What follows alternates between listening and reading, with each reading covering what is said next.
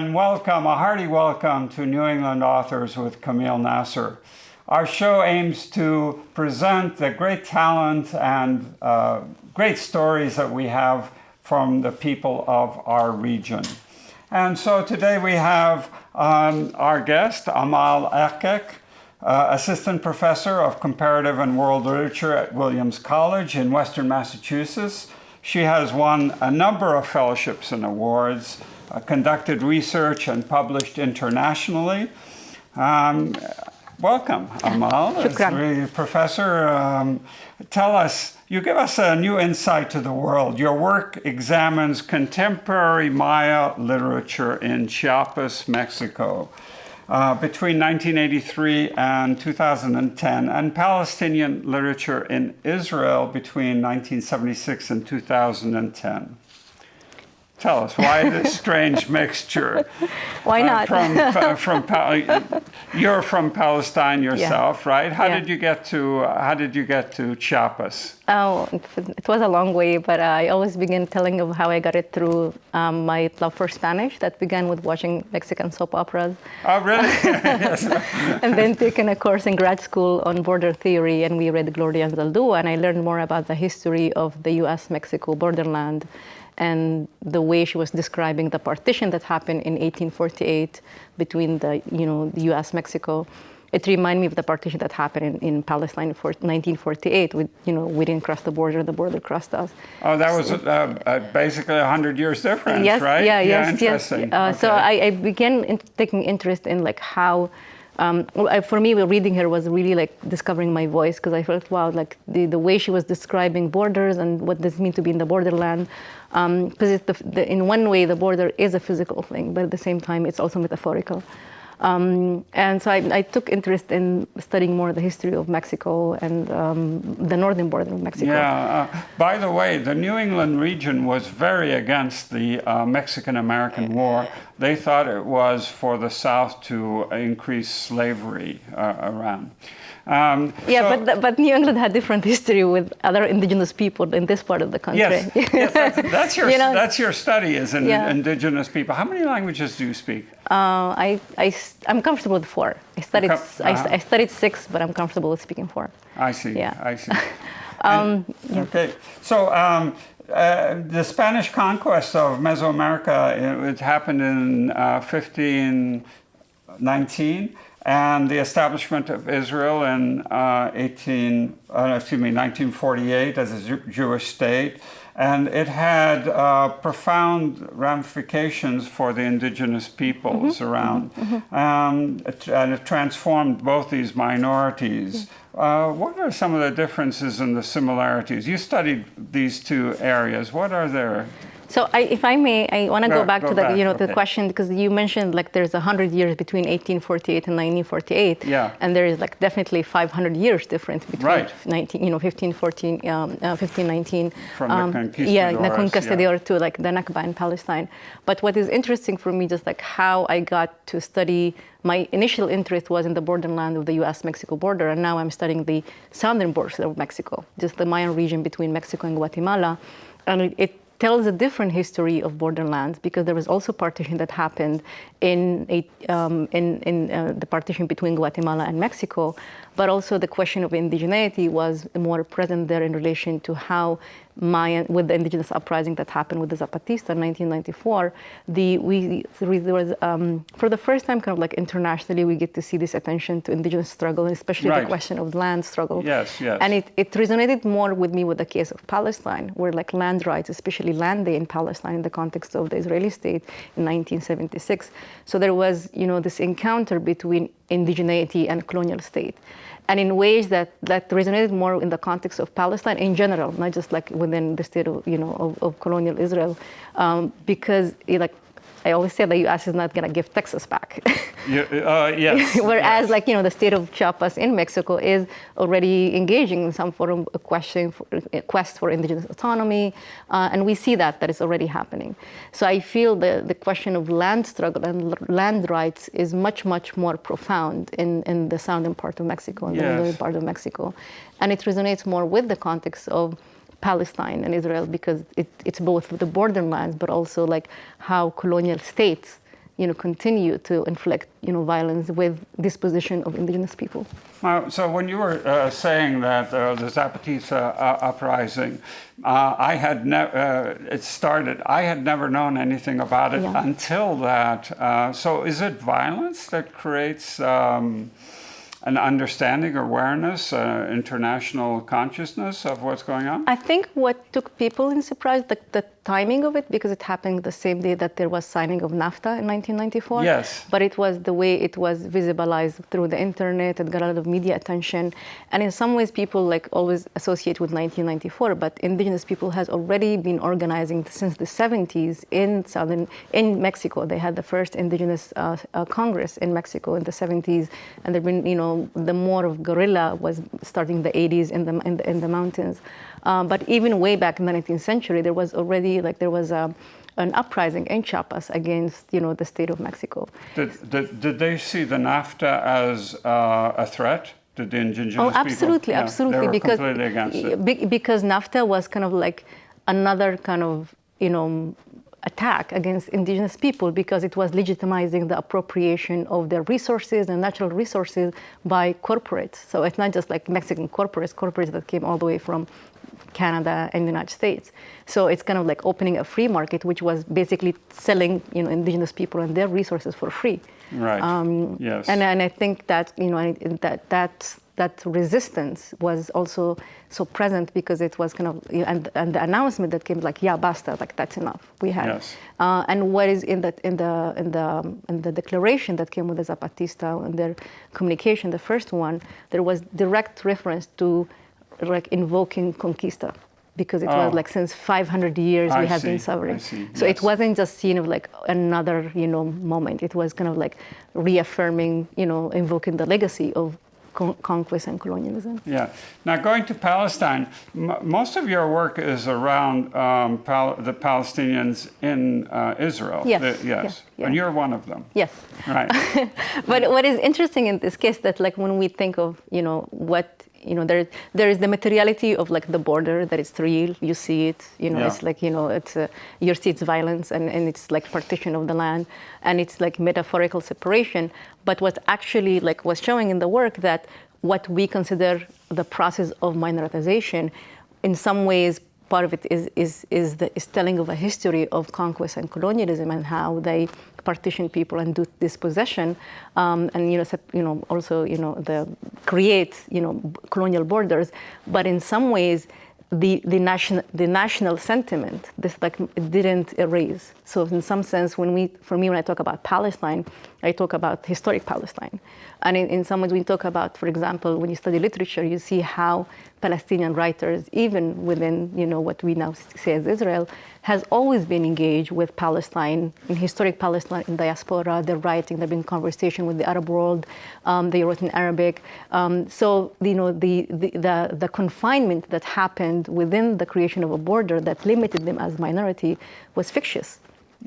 Despite that, the fact that it created, you kind of like, you have to cross it, you have different documents. So, in one way, it's material, it's physical, but in some way, spiritually and emotionally and nationally, there was a kind of didn't exist for people. You're right. So this is where I see like this tension between even the concept of minority, because in some ways it exists and it's there in relation to the state, but not in the sentiment of the people. So you're studying indigenous people and using two examples, yes. And they can be taken to other examples. So can you give us some of the how the land and natural resources were perceived in each case by both the colonizers and the indigenous peoples? I think like the most visible, like explicit example or immediate example that I can think of is in the case of in Palestine with like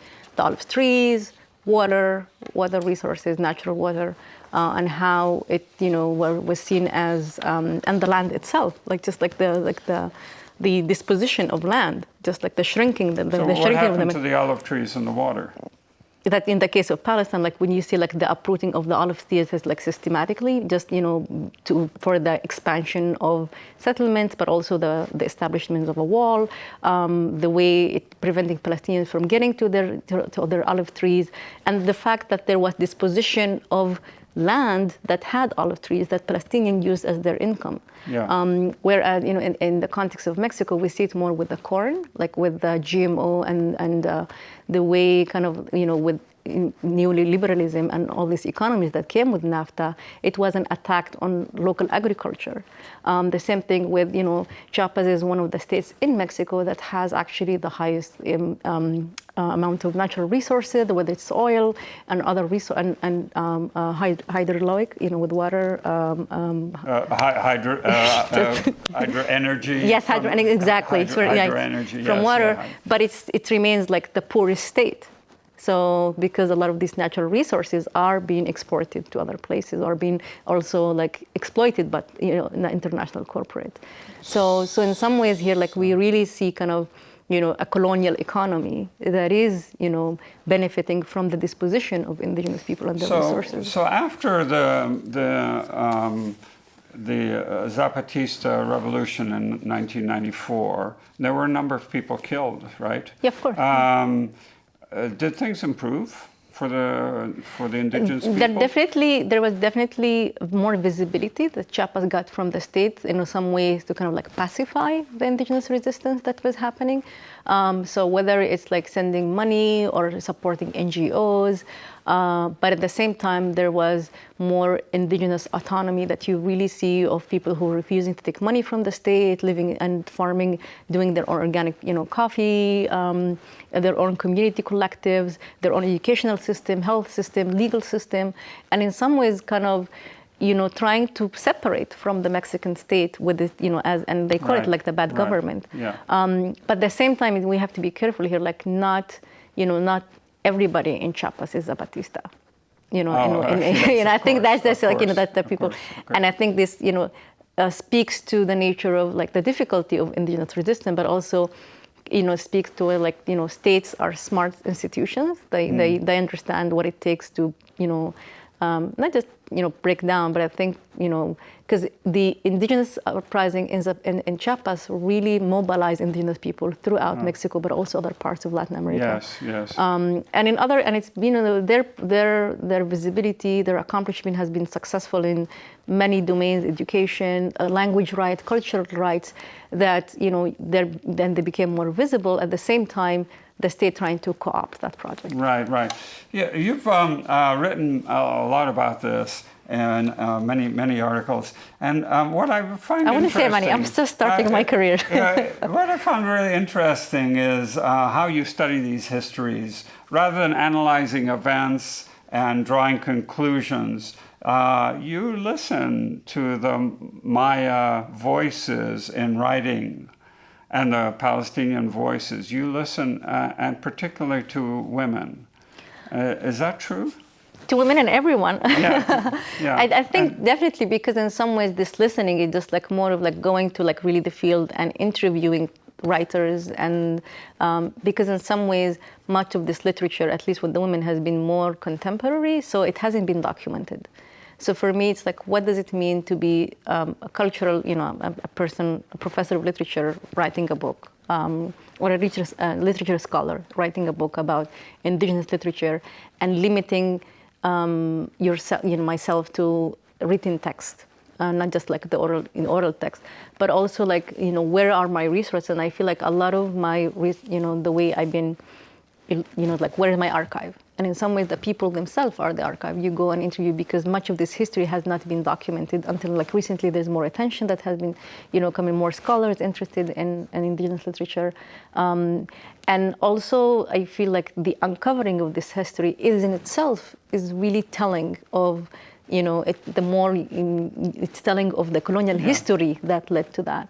So, for example, in the context of Palestine, I'm writing, in the chapter I'm writing about Palestinian women writers and their relationship to the city, and like also like and then the way that they were engaging not just with Palestinian cities that were destroyed or erased, but also like the connection that they were making across borders. So their journey, the way their education, their life history was part of a historical process that really kind of reflects like the colonial erasure, but also reflects the 1948, 1967 borders in Palestine. Right. And the same thing in the context of Chiapas, let's say, like in the context of, and many more people reading about this, in the context of Chiapas with FOMA, the first indigenous women theater collective, Mayan women theater collective, and the way they moved from villages to have a theater center in San Cristobal, which is, one of the big cities in Chiapas. And the way they're engaging with an urban space, creating an indigenous culture space in the city was, very telling of like how for years they have been, like the separation between indigenous world and non-indigenous world. And it's like the division was more really rural, urban, and it created this dichotomy of, rural as not educated, not civilized, versus, urban is like the more modern subject of the state.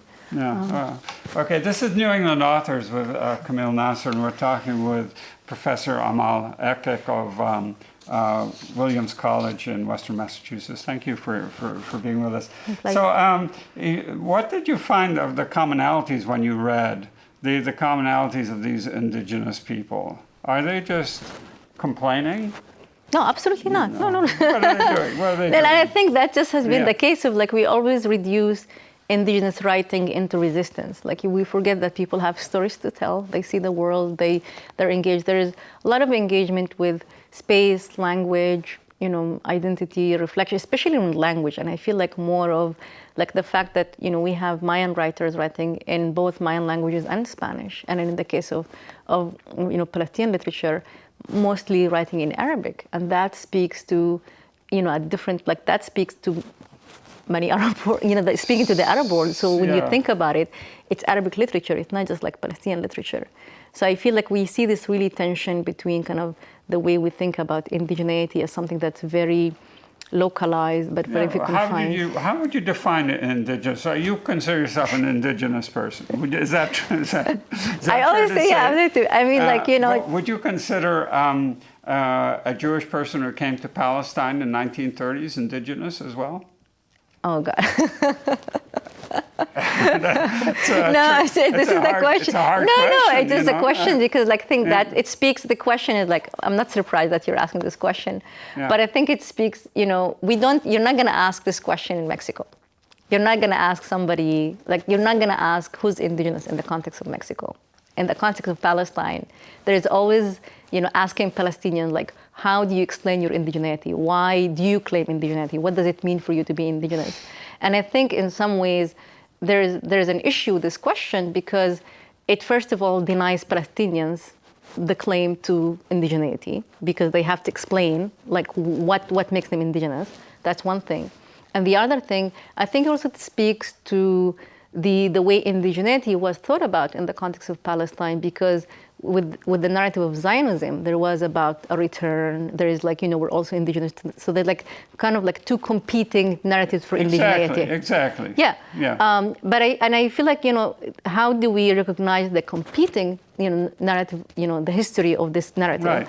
At the same time, this question kind of always kind of poking at Palestinian and remind them are you sure you're indigenous? Yes, because there's two rights of return. The Jews think they're returning to their land, and the Palestinians want to return to their land as well. How do you define indigeneity in Mexico? It's not. It wasn't because there is no question of return. It was more of So everybody's indigenous or what? No, absolutely no. Just but it's more of when Christopher Columbus came to the Americas, he didn't claim in his indigeneity. So it's at the same time there was a denial of indigenous people as civilization. They're it's not. Denial of their existence, but denial of it wasn't the concept as with Zionism, it's like an empty land. We don't have that, But it was more of a denial of the value of indigenous civilization throughout the Americas. Yeah, well, then surely the literature would be different. Absolutely. For the Palestinian. What are yeah. these differences that when you read the different? So I think it's like differences in relation to, I don't say like engagement with indigeneity as the focal point, but it's different registers, different mythologies, different symbolism that comes with that, different, in ways that, if we think about contemporary Mayan literature, are we going to make the assumption that it's always in conversation with pre-Columbian Mayan literature that wasn't even written? It was more codices. Right. Right. In the context of Palestine, Palestinian literature is also part of Arabic literature and had other influences. It had, part of, a lot of people were in Palestine, from Canaanite to Romans so the references, the histories are different. So, and I feel like more of what's the differences between them when I read text, and I'm like the text that I'm looking at, the contemporary ones, more of like I don't try to confine them or look at them at a certain lens, but when we read them together, we really see different engagement with time, space, but relation also to land. For example, in Mayan narratives, dream narratives, in the contemporary ones, there is the dream narratives have they're seeing as, political text in ways, or like the folk tales that has been fictionalized. They also have, talk about political, contemporary political issues, but with symbols that come from a pre-Columbian tradition. Yeah. In the context of Palestine, for example, if you read the novels of Emil Habibi, the way, his Saraya, his novel, it's dealing with the supernatural and a very national symbolism. It's about, trying to invoke the life of a refugee who's trying to come back. So, we see these, references to supernatural's way that are politicized, and to understand them, we have to understand the histories, behind them and questions of continuity and ruptures. So, okay, I'll ask you another difficult question about indigenous people. So, you talk about South-South dialogue, fourth world. All right, so you're at the fourth world now. Can you define the first, second, third for us? Go ahead. No, the concept of South to South is just like more, I think it's kind of, what comes after post-colonialism maybe. Like that has, maybe like a recent trend of like, envisioning, a word that is after third worldism. So South means poor countries? Is that what that means? It's like more like relation to the global South. It's like more of a study of the global South. It could be South, could be, it could be, Latin America and the Arab world. It could be Latin America, South Asia. It could be South Asia, the Middle East. Well, it's like really... The Middle East is not South. But politically, or like kind of like the history that came after the third world, economically and politically, it's part of a geopolitical war that is not the global north. Right. So I think in one way, maybe crudely, we can put it like anything outside the global north is the global south. So how did this come about? This first